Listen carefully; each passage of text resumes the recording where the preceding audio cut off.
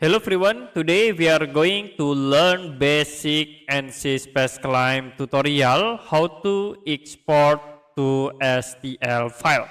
So if you want to export the objects into STL file, you can go to the file menu and then click Save As. After it will be show for the Save As dialog box. Now you can set the file names, and the next you can save the save as type. You can click to change into the STL file.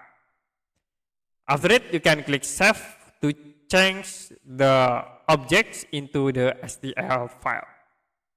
Okay, that's it for basic Ansys Spaceclaim tutorial how to export to STL file. If you have any question about tutorial, you can comment below this video.